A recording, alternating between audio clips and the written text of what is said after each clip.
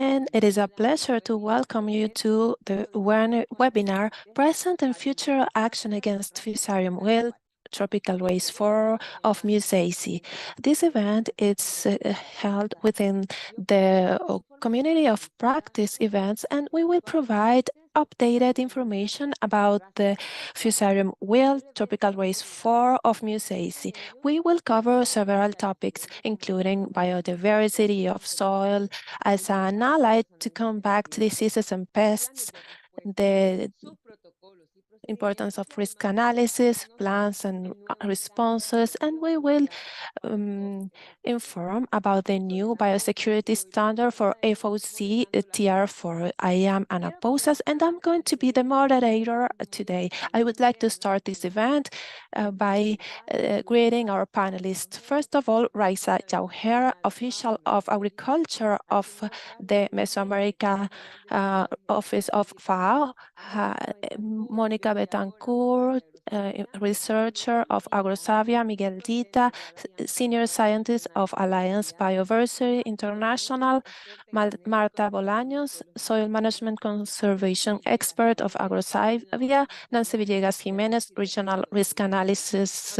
coordinator of OIRSA, Martin Ahenor, head of plant Health and Seed Department of IPSA, Leonardo Ferrer, Technical Manager in Panama, Colombia for Global GAP, Jaime Galia, who is an official of the FIO, Javiera Suarez, Sustainable Production Specialist in FAO and facilitator of the community of practices about Fusarium wilt of Musaceae. And I will also like to greet the officials of FIO, members of research centers, producers, and all participants. Thank you for being with us in this event. Welcome to all of you. I would also like to remind you that we are broadcasting with in simultaneous interpretation into English. You can have access to this from the www.fao.americas and in our regular website also. I invite you to use the hashtags sustainable agriculture, hashtag Fusarium, and hashtag better production on the social network. I would like to invite or talk about the practice community. I give the floor to Raisa Jauher, Monica Betancourt, and Miguel Dita, who will be given some welcoming words. You have 2 minutes, and then Monica and Miguel. Raisa, Monica, and Miguel. Thank you, Anna. Well, good morning, everybody, and welcome to this webinar, Present and Future Action Against Fusarium Wilt, Tropical Race 4 of Musaceae in Latin America and the Caribbean. This event, which shall present the community of practice about Fusarium, aims at talking about dissemination of the information, technical exchanges, and collaboration in our region of Latin America and the Caribbean. After all these years that we have been working for this regional strategy of Fusarium wilt TR4, the FAO is inviting you again to be part of this community of practice. Thank you very much. Monica, please, you have the floor. Good morning, everybody. First of all, thank you for connecting, and I invite you to be part of this community of practice of FWTR4. As Raisa said, we need to have a space for a discussion, present our results, and with the Colombian Agriculture Corporation, we detected an outbreak of TR4, and we have an advantage because we have been working on research very fast. The exercise is to be able to show here the outcome of this work and share with you our experience in an important issue for the region. Thank you, Monica. And in order to end, Miguel, I give you the floor. Good morning, everybody, or good afternoon for those who are in other places.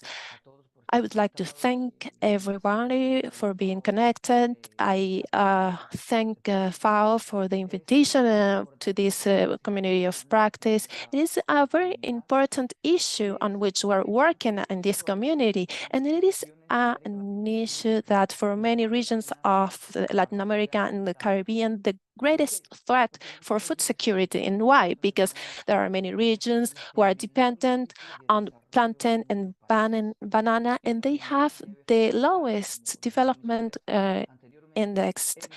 So we need to have transparency, exchange, coordination, and plan of actions to strengthen our actions regarding food security, increase income, and improve the livelihoods of people from the region, from the Alliance Biodiversity International. We're very pleased to be part of this community, and you can count on us for future works. Thank you very much for talking about the opportunities of the community of practice within the framework of the actions against Fusarium wilt. TR4. We're going to continue with the agenda, and now it's the turn of Raixa Jauher to introduce the issue that we'll be talking about today. She will present the context, challenge, and opportunities regarding Fusarium wilt TR4 and the efforts in the region to reduce damages and losses. Raixa, you have 5 minutes. Thank you very much, Anna. Good morning, everyone. I would like to thank all those who are connected today in this important event.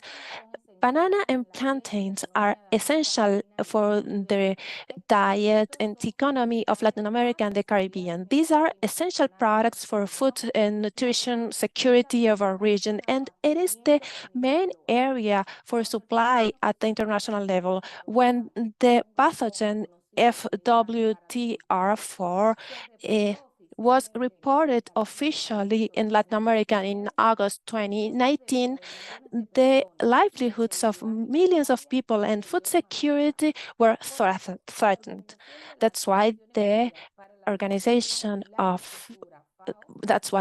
FIO started to play a role leading a strategy in partnership with the public and private sector to fight against this pathogen, focusing on the main pillars such as biosecurity, governance, communication, risk management, and training and capacity building. Assuming the risk of forgetting some names, I would like to thank partners like the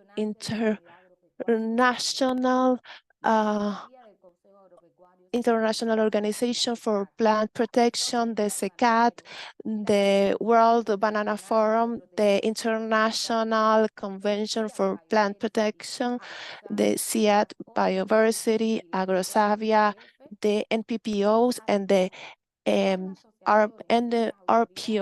PPOs, and with the biosecurity authorities of the countries. The FIO started to establish a program for the containment areas, and it established worked with the entire productive chain. In countries like Peru, which registered the presence of FWTR4 in 2021, there are important efforts in the entire territory, especially in the areas of small-scale producers who are known for producing organic bananas.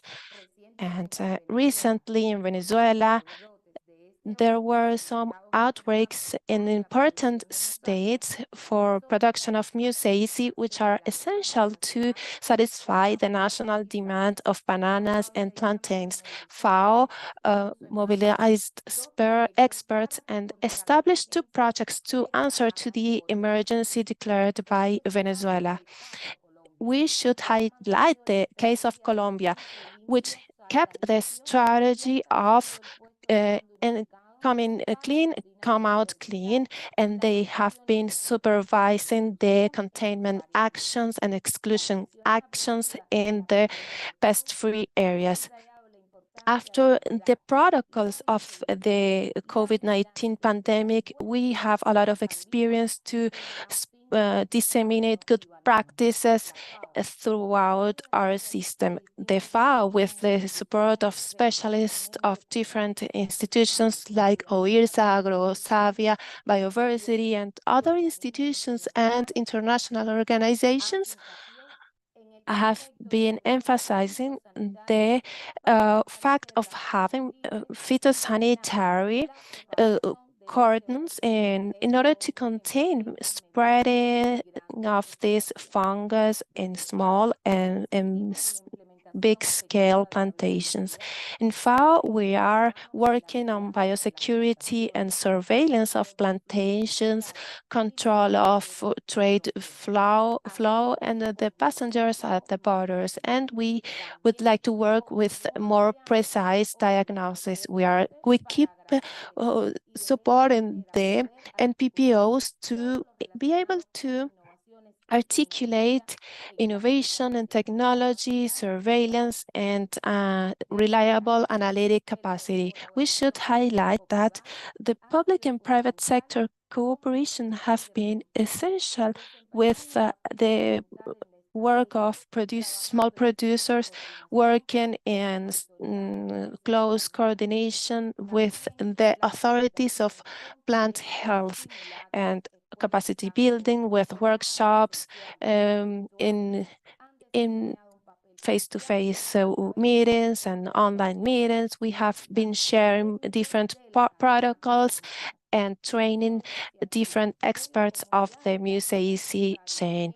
The community of practice in the region, supported by the FAO and other institutions, will allow different countries to have a repository of updated information regarding good agricultural practices, regarding FWTR for example, the health of soil, control of vascular pathogens, new resistant cultivars, and the spread of healthy material will be information available in this platform of the community of practice.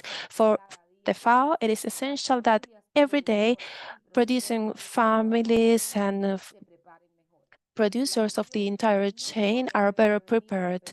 The region not only needs to prevent the disease, but we need to have tools to face its arrival in other countries and other latent threats.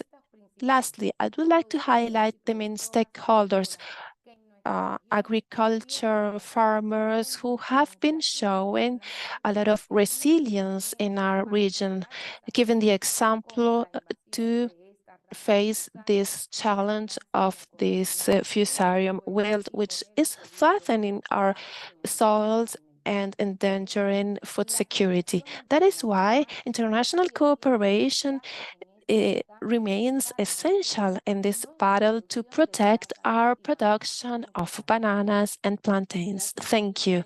Thank you, Raisa, for highlighting the importance of public and private sector partnerships and the importance of different stakeholders and showing the opportunities of the countries of the region and the lessons learned which are shared, and highlighting the fact that there are tools, protocols, and strategies to be implemented in the region.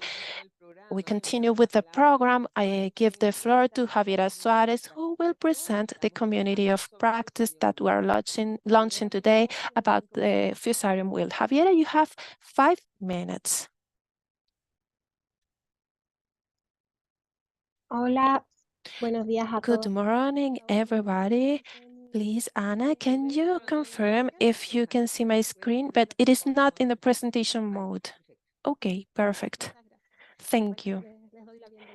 I welcome you all. Thank you for participating in this webinar. I am Javiera Suarez. I am a consultant of FIO, a specialist in sustainable production, and I am also leading the effort of community of practice of biodiversity of soils, and also this community of practice that we're launching on Fusarium wilt. It is important to I would like to explain you why it is important to establish this exchange network. It is a dynamic tool which is going to help to raise awareness on the importance of the subject and promote collective efforts to face Fusarium wilt. Through this community of practice, we're going to connect with people, share similar interests, and from different organizations and institutions, we can establish partnerships and have a network where we can share information and lessons learned. We are going to share information about events that are being held in the region. Through this platform, we're going to be able to know who are part of this network. So we're going to know what and when to have access to the right people and have the right knowledge at the right time. This community of practice is going to work through a website, which is a D Groups. It is an open app platform with moderate management. In this case, I am the moderator, and through D Group, we can ask questions, share information, documents, make announcements. There is a calendar where we can share events. There is a library that we can use as a repository in order to upload relevant documents related to the subject. Through we have there the email Fusarium, like the groups, and all members will have access to this email and be able to share and see what it is shared. And you have the link there. And we're also sharing the link through the YouTube chat. For this community of practice to work, there should be different roles and responsibilities. The main responsibility is for the active members of these communities. They are going to share material and they can promote the events and spaces of discussion, because without the members, this community cannot keep growing, because we are not going to address the issues of interest. We also have a technical secretariat. As it was said, it is made up of FAO, OIRSA, AgroSavia, and SIAD Biodiversity, and they raise the issues of interest, they edit the editorial line, and they make the strategic planning. And I am the moderator. I make the link between the members. I manage the membership, allow access to the groups, and keep the rhythm of the community. In this practice community, we have several opportunities to see how we can participate. We have some experiences with other communities of practice with which we have been working. And here we have different options to keep working. For example, call for best practices. We can have contests, extensive calls for proposals, compilation of experiences and successful stories. And we can have differentiated groups for a special theme. We can also work with different organizers. We can organize webinars and have different discussions on topics and have new publications about the theme. For this community to function well, we need to pay attention to 8 factors that I have summarized in this slide. We have to identify opportunities according to the demands, the others, important dates regarding this topic. We also need to pay close attention to the creation of cooperation among various members of the community. Also, the technical team plays an important role because it has to identify relevant topics, viewing also the editorial lines and the action plan. And we need to legitimize this community. And this is only possible throughout the active participation of all its members in order to increase the capabilities and to reach a broader audience. We also need that this community to be working in a joint manner. We have to have continuous and dynamic projects according to the demands. We also always need to share our information because this is going to help us to have access to up-to-date information. So throughout the group, it is easy to do. You can get in contact with me, and I'm going to walk you. And we will always maintain, of course, a very cordial environment to work. And in order to pursue the efforts of this community practice and to set up this program in 2024, I would like to share with you this diagnosis survey that it'll take you only 5 minutes. Please, we ask you to select 3 topics and on which you would like to exchange with us. It is very important for you to answer to this survey so that we can continue moving forward. Well, that's all. Thank you very much. If you have questions, please contact me throughout my personal email or throughout the community. Thank you very much, Javier, for sharing this opportunity to share, to learn, to make consultations throughout the community practices on Fusarium. Please do not forget to get a look to the last survey for the 2024. There are very precious pieces of information there, so take your time to answer that survey. And the link of the survey is being copied now in the various chats of the social medias that are broadcast in today's webinar. Before we continue with our presentations, I have 4 pieces of information with you. We're now going to listen to 4 technical presentations. After each presentation, we will have a QA session.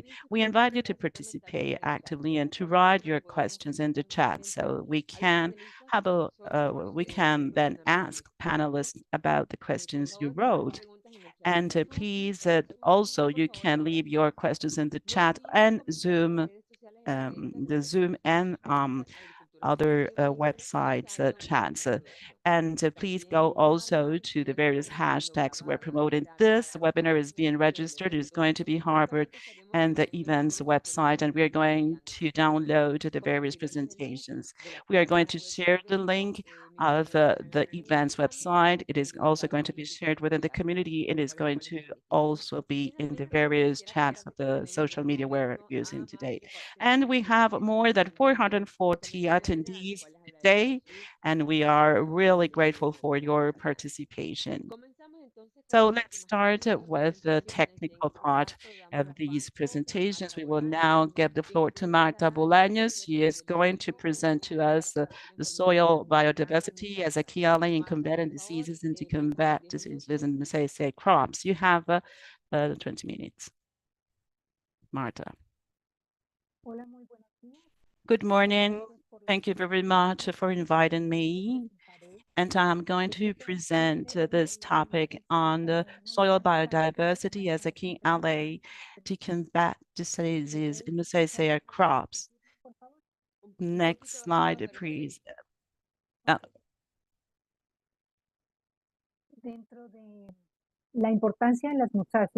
the importance of Musaceae, as it has already been said in the first part of this webinar, it is key to understand its role.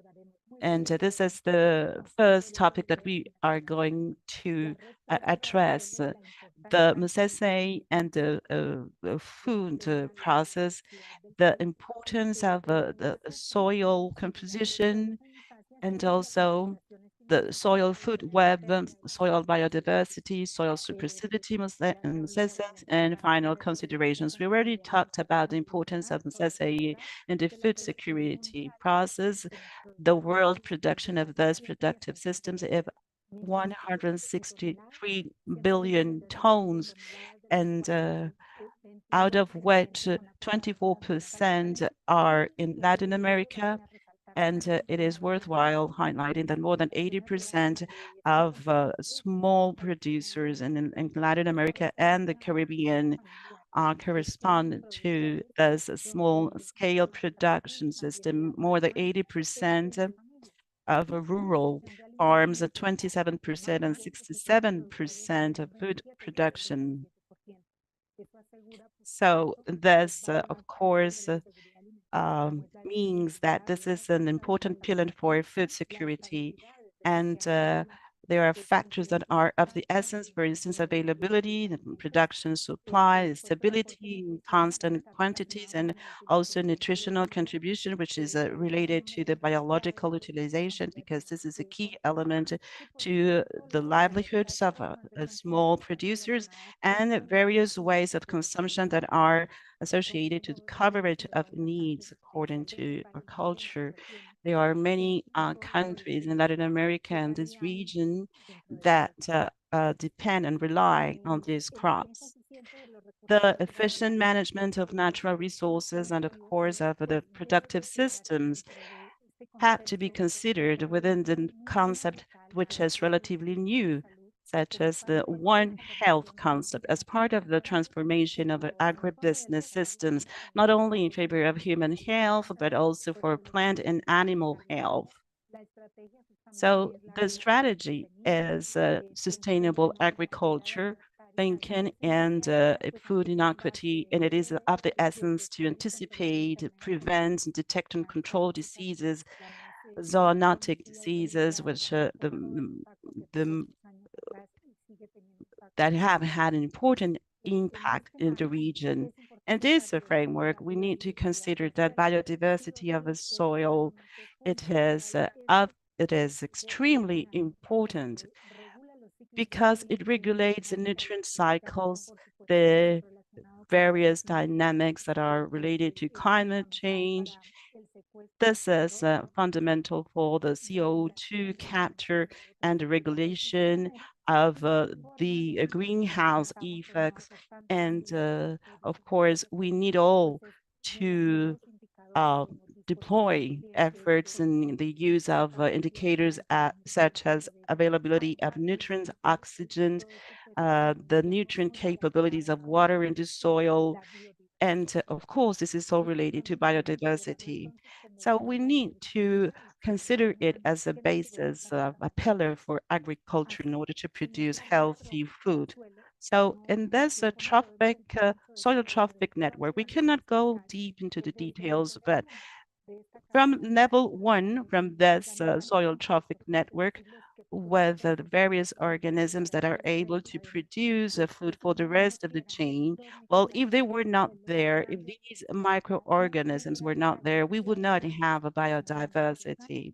And we could not have a preservation of organic material to provide nutrients to plants, to increase the microbial biomass that are main decomponents or that are also key elements of this trophic network, which all contributes to the stability of soils, the structure of soils, and we have various bacteria and substances that are of the essence in the soil structure.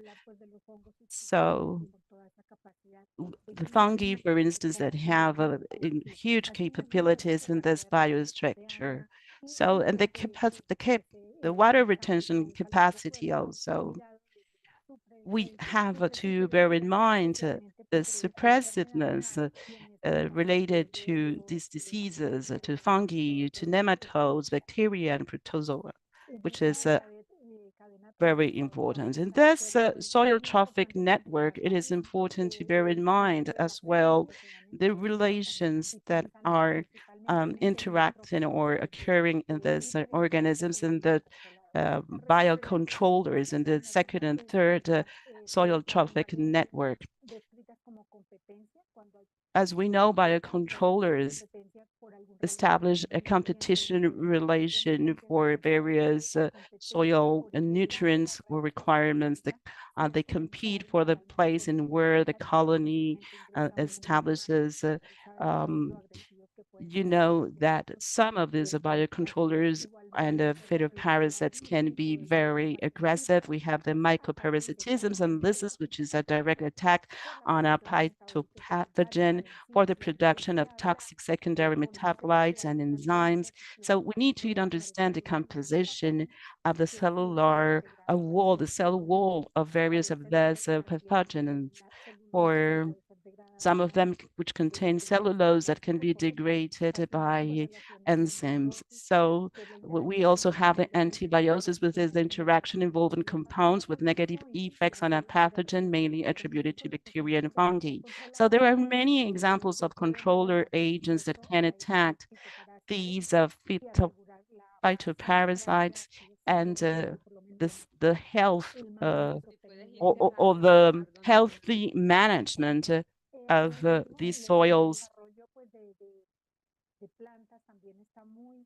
is very important. The development of plants is favored by um, various factors. I'm going to give you anyway this presentation so for you to have all this information. But the importance of biodiversity is crucial in order to control various diseases, the diseases such as mucus or biodiversity is important not only from the soil perspective that we want to increase the suppressive effect of bio fertilizers. We have also to maintain biodiversity in the soil, and many of the services that have been developed in this sense lead us to think that we have to bear in mind there's six very important actions that I would like to share with all of you. And this is about putting in place agri-food sustainable practices in order to reduce our reliance on chemical products. And it is difficult when we lead with Musaceae, but we have to go to the agricultural transition. The productive systems based on crops is not a solution because the soil is damaged. And well, we need to put in place um, uh, uh, res- uh, programs in order to restore the soil. And this is about the key components that will enable us to work better in our community. There are various practices in order to handle these diseases, and the programs for small producers that have been also supported by the Global Alliance. In order to do all this work, we have to continue with the basic research to best know the biodiversity that we are working with. So these are some of the references for you to have more information. Thank you very much. Thank you, Marta, for explaining that the management and risk management of Musaceae starts by the soil and its handling. Thank you very much. Now we will continue with Nancy Villegas Jimenez. She's going to present to us the importance of risk analysis in various stages. Nancy, you have the floor. You have 10 minutes.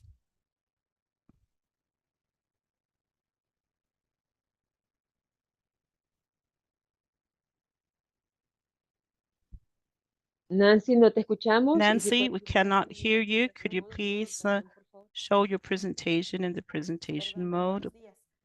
Good morning. Yes, I'm Nancy Villegas. I'm the regional coordinator of risk analysis of OIRSA. Thank you very much to FIO.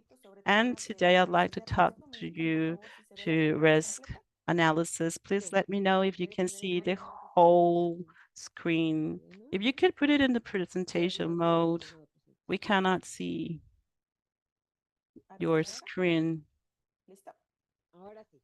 Can you see it now? Yes, thank you very much.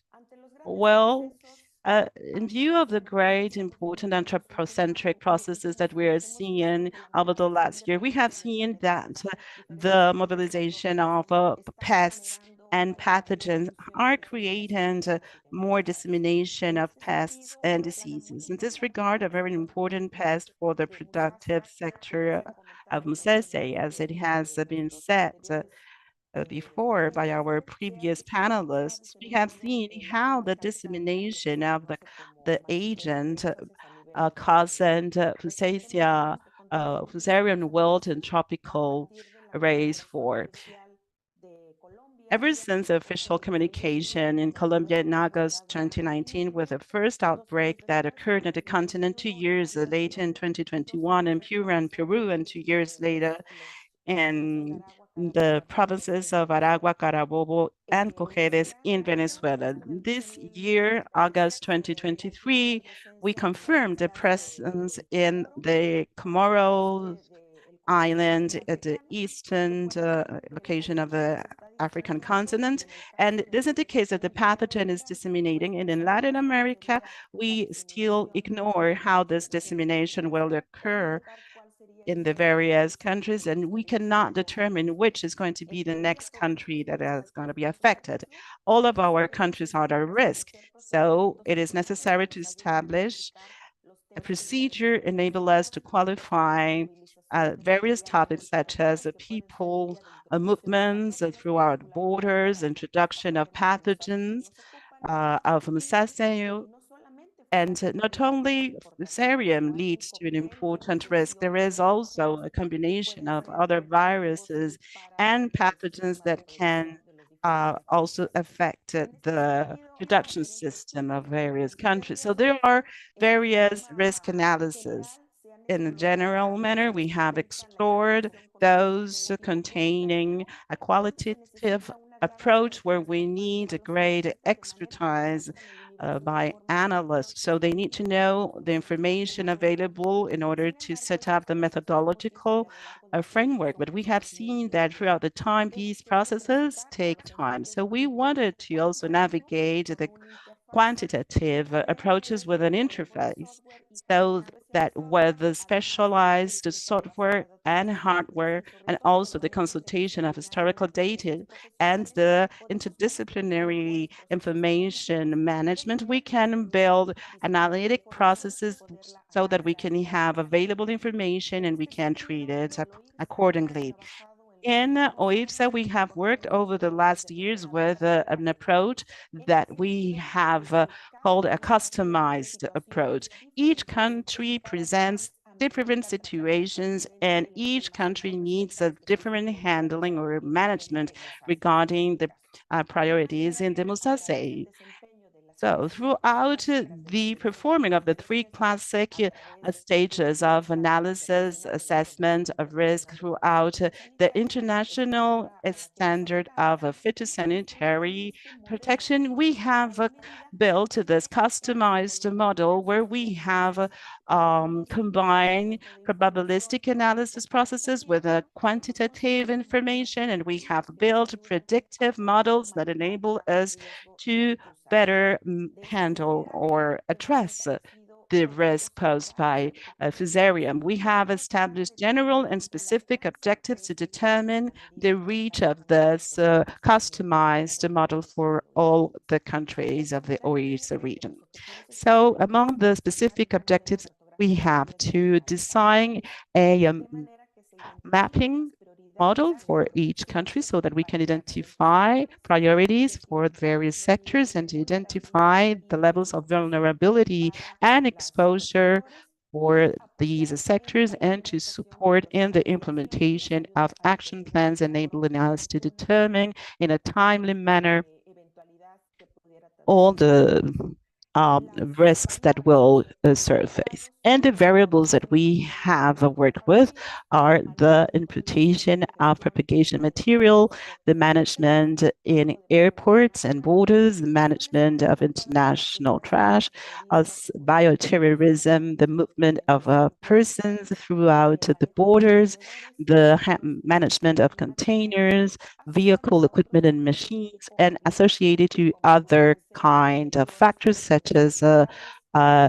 meteorites, hurricanes, storms, biotic factors, the dispersion of the fungi, which the Fusarium fungi has specific characteristics, and also the movement of anthropogenic factors. We have been following up making a following up of various factors, and we have built this mathematical model to address all associated factors that can be linked to an outbreak of this disease. We have also used information that's been facilitated by our partners in other countries such as Colombia, Venezuela, Peru, and throughout the consultation of information, we have been able to set up this model, and this has enabled us to establish throughout the mapping model, the prediction through the map visualization. So we can all focus on the areas of interest, and we can determine how the situation is with this area. We have worked with various countries of the region and the OECD region. We have had already some plans with 7 countries of the region, so we can work with them from a quantitative perspective in order to address this topic. So this is what we have done in Latin American and Central American countries, like Dominican Republic. We have different levels of risks. We have a very high risk, medium and low risk regarding depending on the country's characteristics.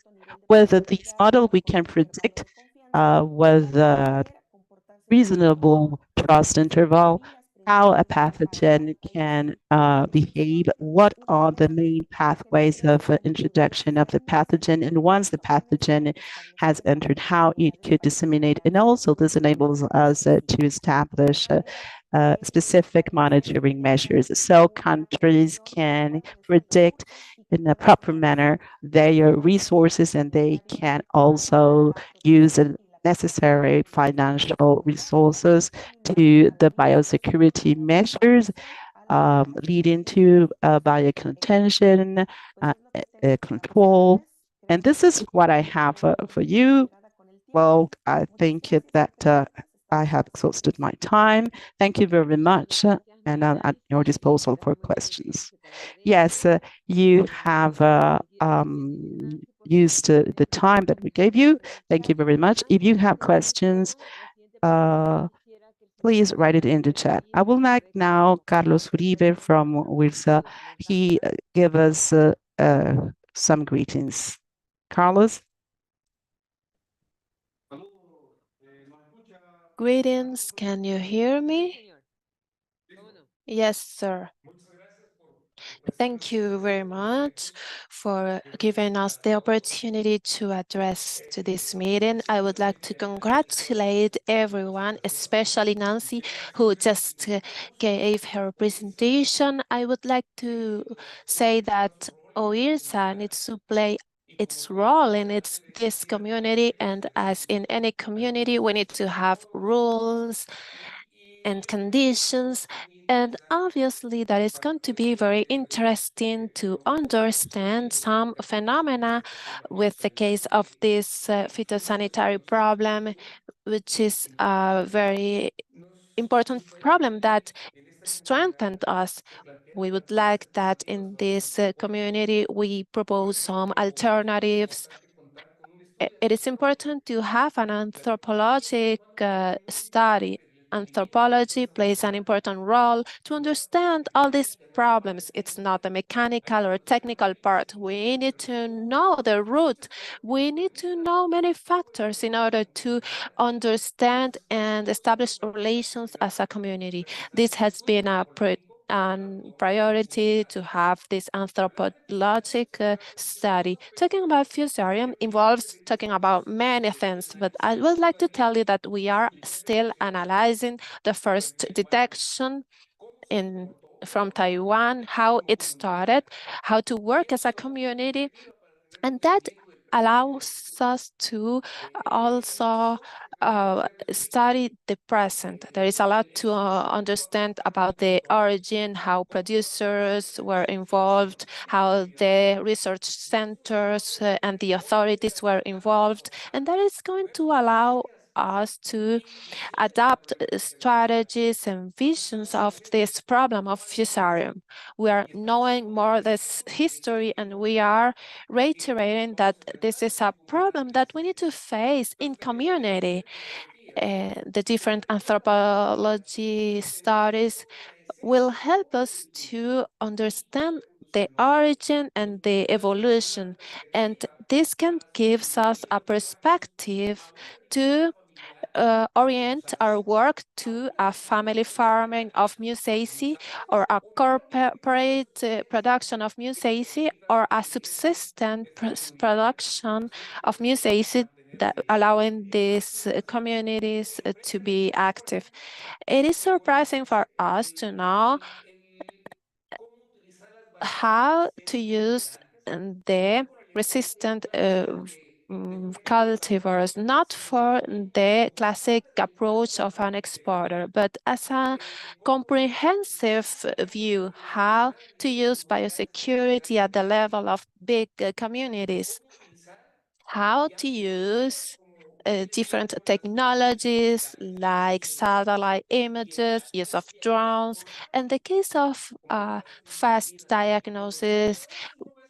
And that is nothing but integrating different factors and losing the fear of some people that we're going to face a phytosanitary devil.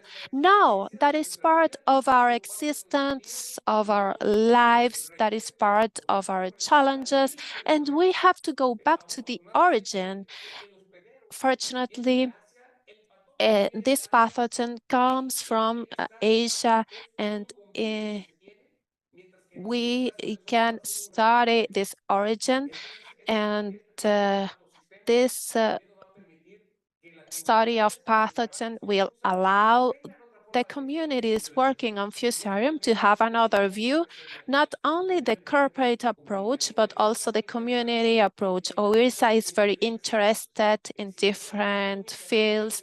If I go to Nicaragua, they have a concept and a format to see the problem. If I go to Dominican Republic, they are more interested in plantains. But if I go to Guatemala, they have the interest of keeping their statistics and exports. I think that this community is going to allow us to integrate and have different visions and different behaviors, because in a community we have different behaviors and we need to be coordinated, aligned to reach a common goal. Thank you very much on behalf of OIRSA, and I take this opportunity to greet all those people who are always there working on Fusarium. Thank you very much.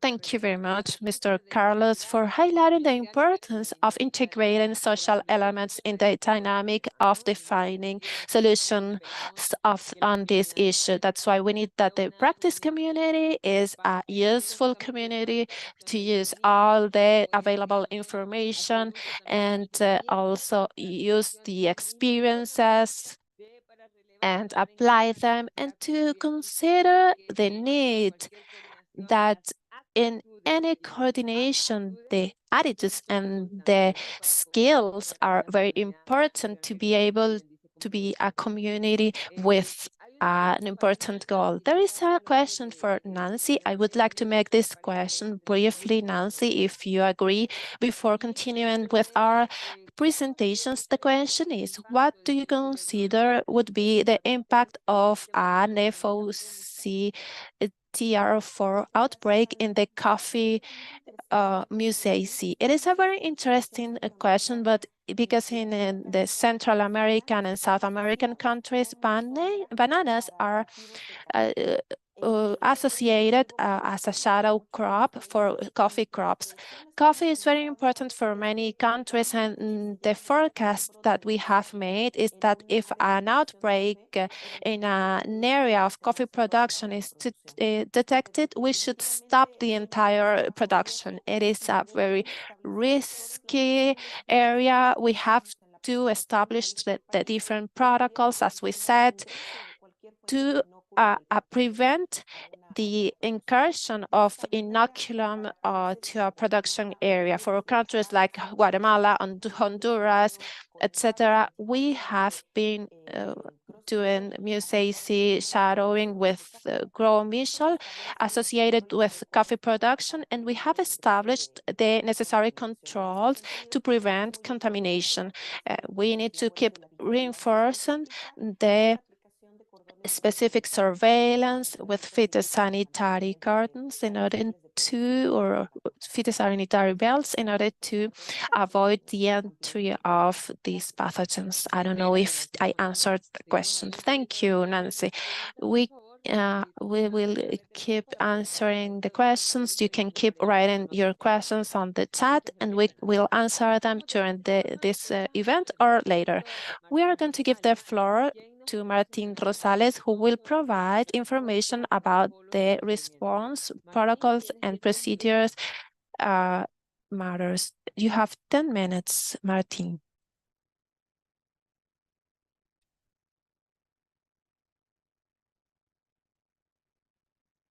Martín, no te escuchamos. Martin, we can't hear you. Could you please put the presentation in the presentation mode, please?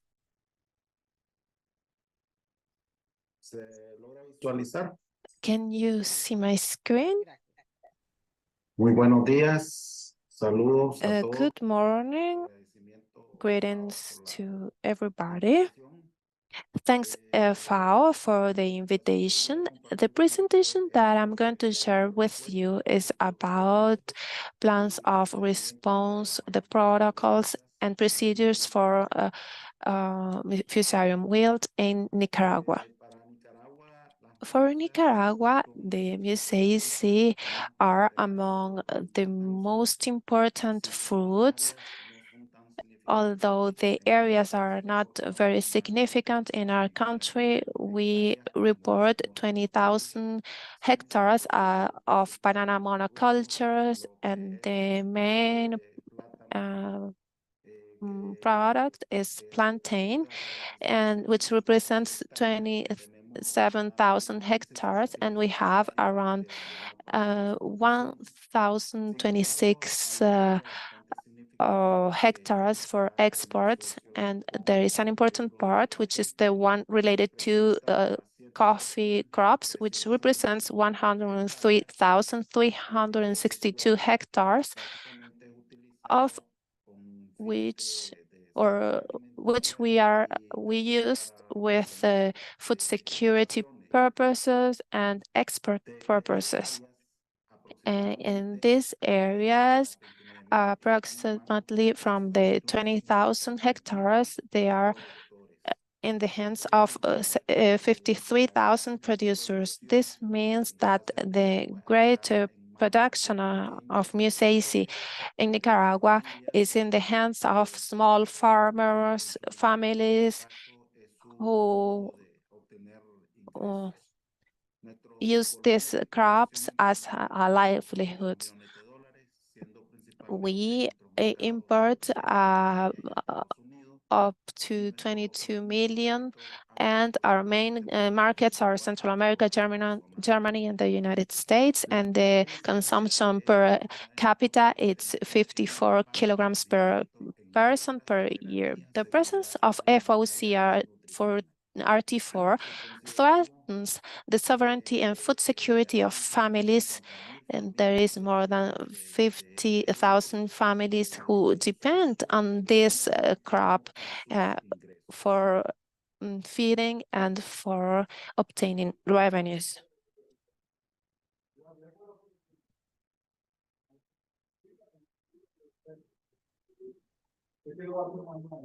Hola. Can Sí you le hear me? escuchamos, Manuel. Yes, Manuel. Yes, Martin, you go ahead. Nicaragua is being prepared for since 2012. We started with a training plan. We had the support of Dr. Dita at that time in Nicaragua. Then in 2014, we created the IPSA, which is the National Organization of Plant Protection in Nicaragua. In 2018, we approved the standard for propagation materials of Musaceae. In 2019, we approved the first executive solution of phytosanitary measures, and then we started to implement the conventional PCR diagnosis. And in 2023, we started to develop approve a new executive resolution declaring the phytosanitary and plant health alert, and we start implementing phytosanitary measures. And in this same year, we approved an institution's action protocol. The executive resolution declares Fusarium as a quarantine pest. We reinforced the surveillance system.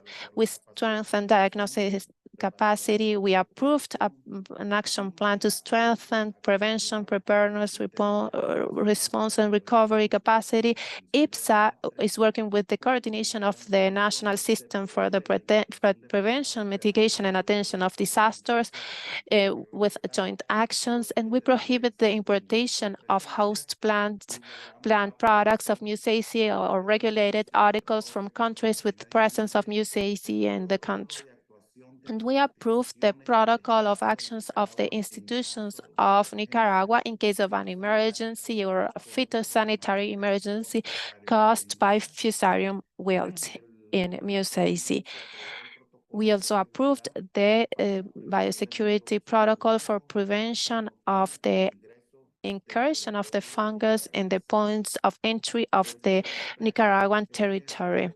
The SINAPRED is the organism in charge, or the body in charge of disaster management, because the incursion of Fusarium wilt in our country would be catastrophic.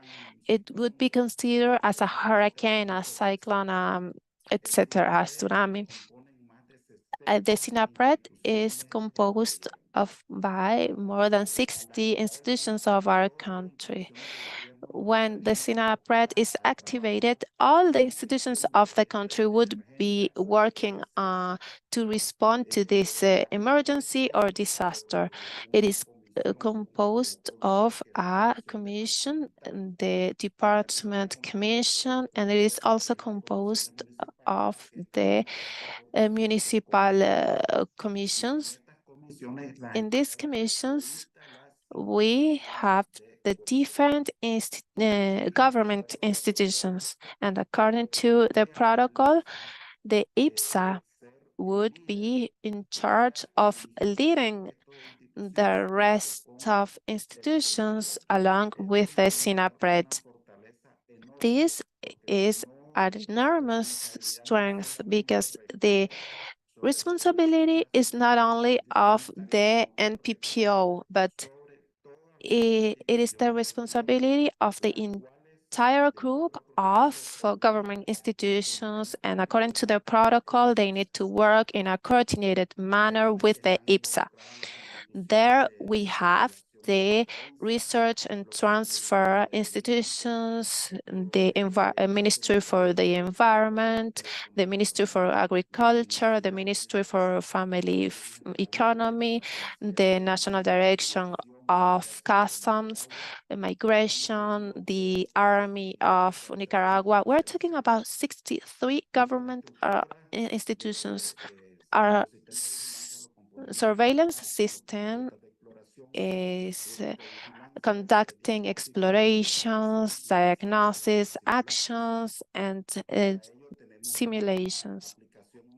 We have a mobile app in order to obtain the information in real time, and in this manner, we can follow up at the national level the surveillance points and the results. In this year, for example, we have held 1,937 actions of surveillance, inspecting 453 farms and 1,948 sites. In 2022, we obtained 236 samples with negative results. In 2023, we have been analyzed 267 with negative results. We have been developing drills since 2019. We have been training our technical staff, and at the national level, we have been training all producers, whether they are big or small scale producers. We have worked on dissemination with guidelines, different documents, posters, calendars, etc. So we are working permanently to prevent, given that we have a specific geographic location which is threatened by hurricanes, and this involves a complicated situation. You can start closing your presentation, Martin. Well, with this, I finished my presentation and I'm willing to answer any questions. Thank you, Martin. And I have two questions for you.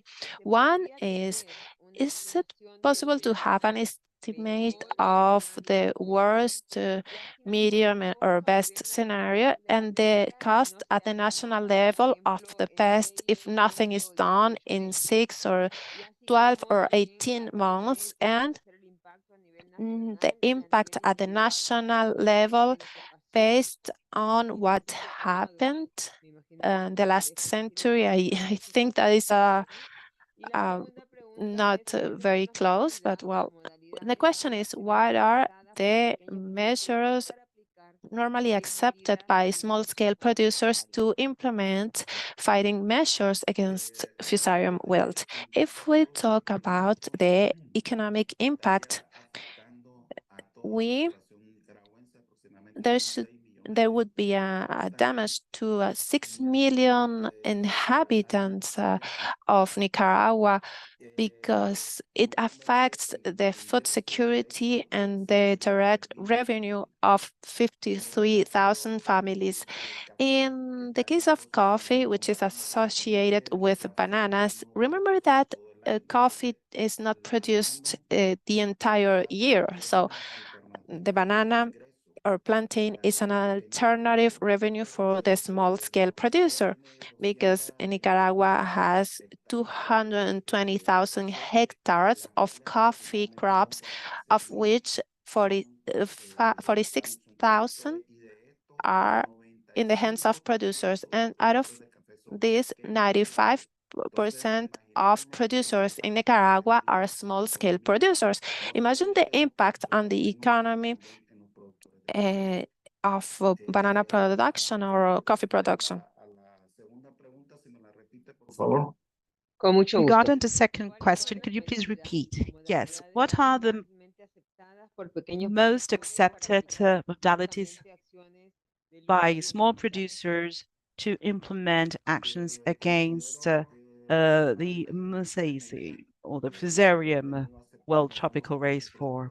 Well, one of the measures that they have accepted is the use of propagation, the healthy propagation material. That's the main modality they accept. In terms of biosecurity measures in farms, for a small producer, given the cost, it is difficult for them to implement, but they are really in favor of using healthy propagation material. And Martin, the good practices of Nicaragua are very interesting in terms of how to manage information, in terms of being prepared and to know what to do. So within these lines, the question is, the application of IPSA, can it be downloaded and used by all those who will be interested? Well, the mobile application is being used for specific surveillance operations. Okay, very well then. Please go ahead. Yes, but if there is a country who'd like to know how this app works, we will be very glad to make a presentation and how it works. And of course, we are ready to give our support. Well, yes, thank you very much. And most likely we will have this topic in the community, the practice community, because there is a keen interest in how to use this application. Thank you very much for answering our questions. And now let's go to our next speaker, Leonardo Ferrer. He is going to tell us about the new standards on biosecurity for FOCTR4. You have 10 minutes, Leonardo.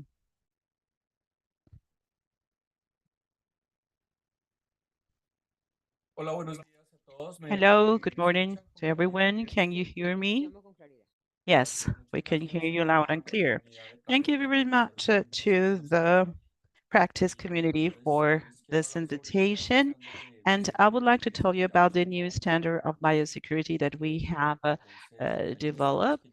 And there are various topics that have been already addressed before, so I'm going to center my presentation on very specific topics. As it has been said, the consequences of tropical race 4, that's the name that we use in our regulations, the TR4, we know that its consequences are serious and the social consequences are really significant because they have to do with the sources of food, the creation of jobs, and as we know,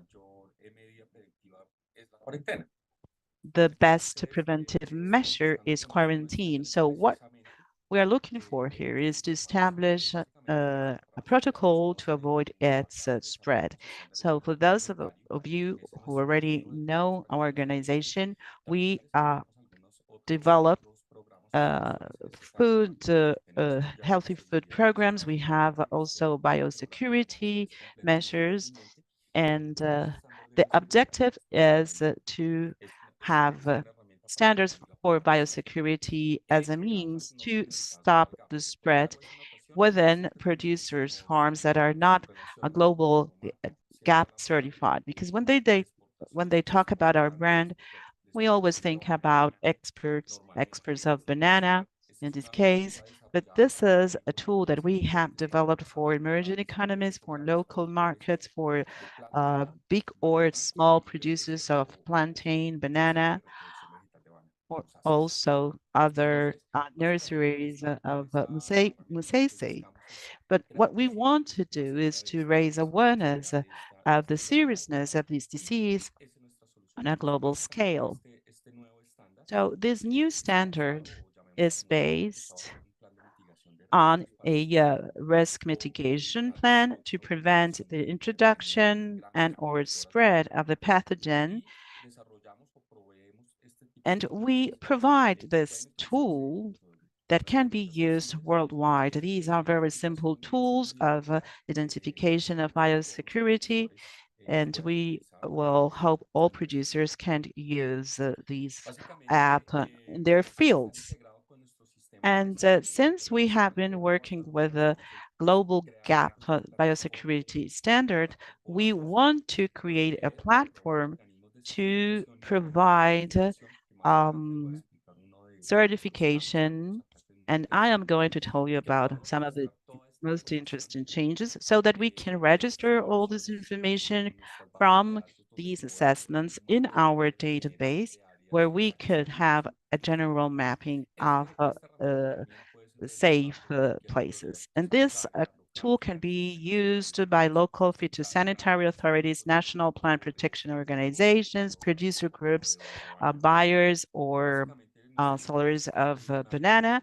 And the purpose is to cover a sufficiently large area to avoid massive spread of the fungus and soil contamination in the producing countries. We have included various topics in these standards, of course, biosecurity, traceability, workers training, risk assessment, also the points of entry of the farms. We also talk about natural disaster management plans, land management, water management, control of affected plants, and also plans of TR forest suppression according to the national standards of each country. So what are our points of interest? We are talking about banana and plantain producers and nurseries. We're talking about exporters, research centers, national plant protection organizations, national governments and entities related to the activity in priority countries, NGOs, certification bodies, or anyone working with the banana production. And going into more technical details, we have all these regulatory documents that are available in our website. We have various general regulations, and we recommend everyone to read these documents. We have a general regulation how to apply all these processes. We have some principles and criteria, which is like a checklist. People then can record their advances. We also have access to information rules, because the purpose of these standard is to show all the efforts being made by producers, and you need to have access to the platform in order to do so. We have also to be authorized to this access. And for those companies willing to make assessments, we have also a sub-licensing and certification agreement. We have various guidelines as well. And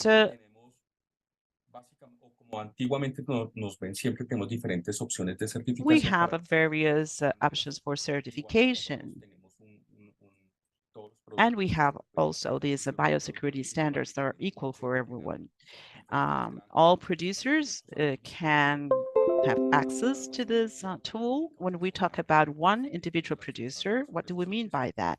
We mean a person who has the legal responsibility of the field, and that person can use the quality assessment documents. But given the seriousness of this disease, there needs to be an assessment for each file, each field, to guarantee that the proper efforts are being put in place. And as I said, all our producers can apply. They can do this individually or throughout associations. And once there's been an auditing process, we deliver an authorization letter, which is like a certificate.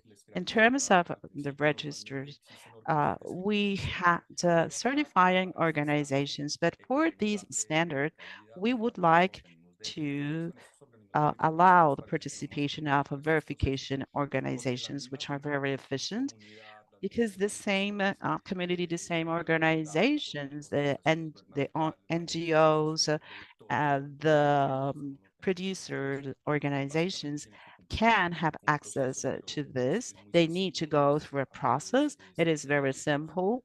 They just need to train their technical staff. They need to have the market's approval, the producers, so that they can conduct verifications and of course, always paying attention to reducing the costs. So these are the companies.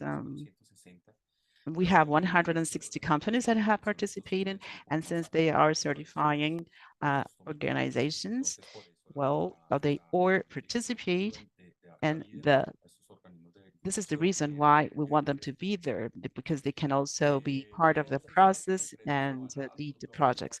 All these companies that have been authorized are available for you and our website. In the regarding audit processes, we conduct 2 per year.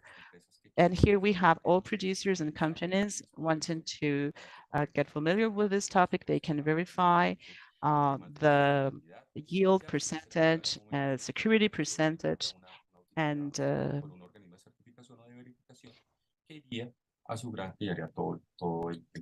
this auditing process, once it has been concluded, we have some results. I will tell you about that later, but the topics that we have addressed here have been classified into 5 categories or 5 modules. In the first module, we talk about understanding the pathogen, and here we're talking about risk assessment, workers training. And the second module, we talk about awareness and all those involved in the farms. We also talk about the farm management in the third module, and we talk about the risk assessment, where the farm is located, what the people who are moving around the farms, what are the points of entry. We also talk about the wildlife management and conservation, preservation management, tools, machineries, natural disasters. And in the fourth model, we talk about agronomic measures, the plants that have been planted in the farm, soil management, water management, surveillance, and identification of infected plants. And the last model has to do with suppression when the pathogen is already present in your farm. And here we address all internal standards, regulations of each country. Leonardo, if you can wrap up. Yes, in a minute. So this is the checklist. It's a very simple document. And this is all the qualification process. In this qualification process, every aspect is important.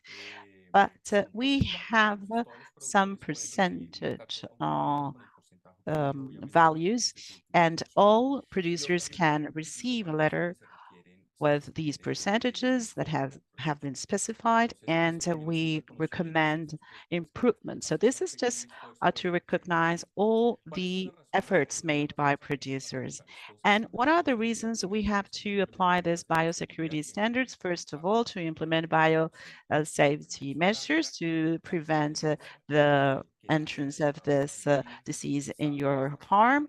It also proves that you have put in place some measures. It demonstrates that you have implemented measures against this pathogen and thus long-term sustainability on your farm. And it identifies the risks to banana production today and helps you access resources on this topic that will help you continually improve your practices. And the benefits for marketers are many, to ensure that your suppliers are taking action, that there are an increase of awareness. All this information is available in the global website, and you will find the various activities we have participated in. We made a call to save the banana field some years ago. We have been cooperating with various companies. We participate in the Banana World Forum. We have participated also in the Global Alliance Against TR4, and also first pilot in Andes, Antioquia, for the plantain producers. So very briefly, producers didn't know what we were talking about. We conducted various training sessions with field experts with this in a month, and we achieved that in only a month. They could apply all these tools, and they had a successful rate of 66%. So priorities are there. We also only need willingness from producers and all the companies that give them support. So we're open to any kind of cooperation. Please write me. I am so in charge of all these topics. You can make your questions. So thank you very much for your attention. Thank you, Anna. This is what I wanted to present. Thank you, Leonardo. We have a question. Could you please briefly answer the following question? What are the strategies for water management and mud management due to the disinfection processes in productive units and also in the washing of vehicles? Well, we have been using some products, some disinfectants. We call them biological beds, so to speak, where you can disinfect the water before releasing it into the field. But there are many strategies. I think that every country has deployed its own strategies, and we need to bear in mind all the countries' circumstances. Each country has its environmental policies and different activities that they can put in practice. Leonardo, another question. Someone said that they have gone through the CAP website and they say that all these documents are in English, and given the fact that Spanish is the language we speak in our region, he would like to know if these documents will be available in Spanish. Yes, yes. Actually, I apologize. That's right. All the official documents are in English, and the official launch was in English, but they are being translated. If you have questions, don't hesitate. I can share, you can write me, and I can share these documents with you. Una solicitud en todo caso, And Leonardo. a request also, Leonardo, maybe throughout our practice community, you could announce that once you have the Spanish document. And then last question for you also, do these standards apply to the whole route? Well, as I said at the beginning, the objective of this standard, and we have called it standard, but well, anyway, this standard has to be adapted to each country of the region. But we have used all the knowledge available and all the input that we have had in the various groups where we have participated. So you will not find anything different from what you already know. Thank you, Leonardo. Another question from the previous presentations, and those of you wanted to answer, please go ahead. There is the relationship between a coffee and the FOCTR4 is not very clear yet. Is there a dependency relation between both of them? Well, I can answer that. In many of our local crops and cultures, we have planting, Traspaco planting plants. Everyone has one of them. Everyone has a plantain plant. And we associate plantain and coffee with any other crop. Of course, we need to take proper measures for safety of each crop. And there are experts here that can answer to that question better than I. Someone would like to add something to Leonardo's answer? Thank you very much. Yes, just to make a quick comment. Many of the system productions are associated. In the case of coffee, if you want to obtain high quality coffee, you need to go through a specific process. And then you cannot put it in the sun. It has to be in the shade. And we are in a tropical region, and you know that the sun is very strong in many of the regions. So the banana and some plantain varieties, we use them to provide a shade to the coffee plants. And given our history, culture in that sense, we have been doing this for a while. You have a plantain and Musaceae are very close to coffee plants to provide shade. So there is that kind of a dependence in terms of the disease. No, coffee and plantain or bananas, they have particular diseases. In the case of coffee, they have the different protocols, but they do not share the same diseases. Thank you very much. And to close, I would just like to read a comment from one of the participants. The need of identifying Musaceae most resistant to FOCTR4 throughout genetic mechanisms in order to reduce risk and to combine also innovation and scientific transfer. So we are almost closing, and I'd like to make some announcements. I would like to thank the 300 participants. It is a good signal of the interest of talking about this issue. I would also like you to share your comments using the hashtag of the event, Sustainable Economy, Fusarium, and complete in the poll so that we can have the information to plan the event next year. This event has been recorded and will be available in the event of the website. On the website of the event, you can find the link on the chat, and if we cannot answer your questions now, we will keep answering later. We have 30 answers to the poll. Thanks to all of those who answered the poll, and we encourage others to do the same. We give the floor to Jaime Cárdenas, who will make a summary of the main conclusions and key messages of this event. Jaime, you have 5 minutes. Anna, thank you very much. Confirm if you can listen to me well. Yes, Jaime. Thank you very much. I would just like to summarize some of the interventions and conclusions. As Anna mentioned, I would like to encourage you to help us with the poll regarding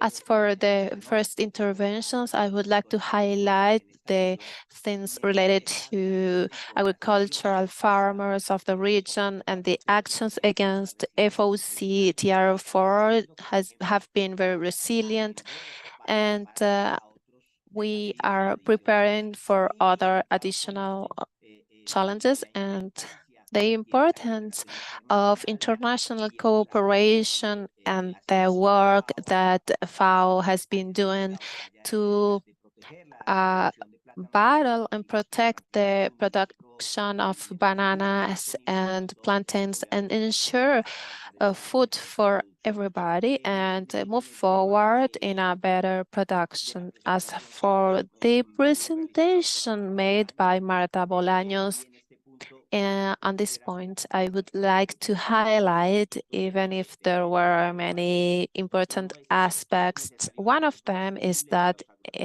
sustainable management of ecosystems. Monocultures are not healthy because they disseminate pests and diseases, as Marta Bolaño said, and biodiversity of the soil contributes to have ecosystemic services, healthy soils, and move forward to the concept of health. This is an essential part of what we are doing and the approach that we have and what we are going to resume in other sessions of the community.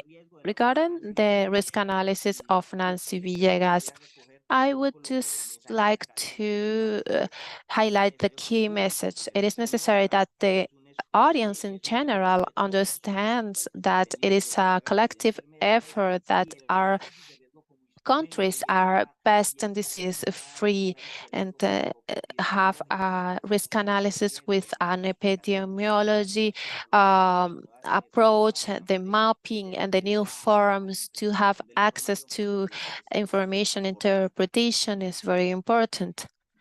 Here, I would like to take the opportunity to mention as a conclusion the issue about integrating social and anthropologic aspects. This is very important among the priorities and the elements considered for future work. As for conclusions of the participation of Nicaragua, Dr. Martin, I would like to highlight the good work in preparedness and the articulation with SINAPRED, and the prevention actions should be implemented involving all the institutions of the government and the producers associations. That is the key message of the presentation and the information shared by Martin. There was a question related to scenarios, the best, the worst, the normal. We're going to give a wider approach, and for Alexis Bonti, we will share other visions regarding this important question.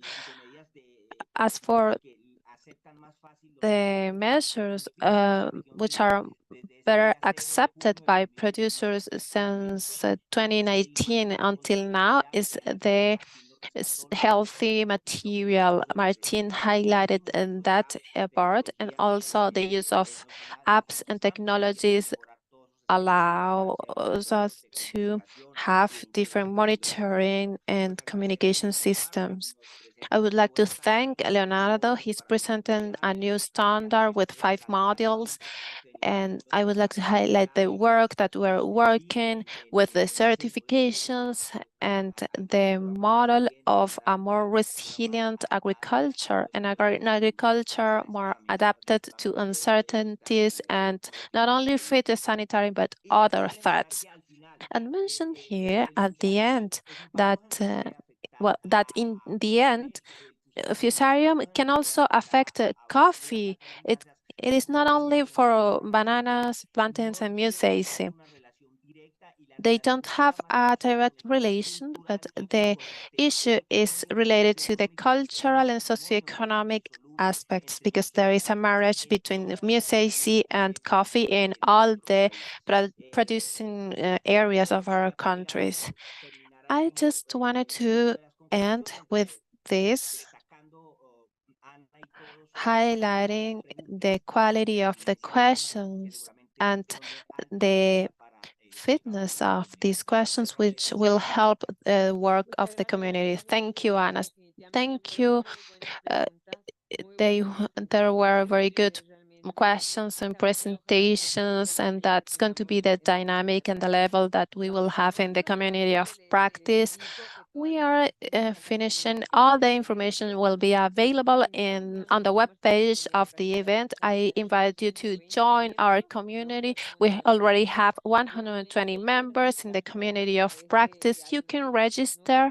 There is a link that we shared and that you can use to join the community. And I hope that you can answer the diagnosis poll. We have 30 answers, and that is going to help us identify 3 priority themes. First is the new techniques for reliable diagnosis. The other is the use of suppressive soils for diagnosis. And the third is artificial intelligence for surveillance of FOCTR4. So we have important issues to develop. On behalf of the organization team, we thank the more 420 participants, the 120 members of the community of practice, the different panelists, and the audience in general, the colleagues who worked in this discussion. Thank you. We wish you a good day, and we will be in touch through the actions of the community of practice on Fusarium wilt in Musaceae.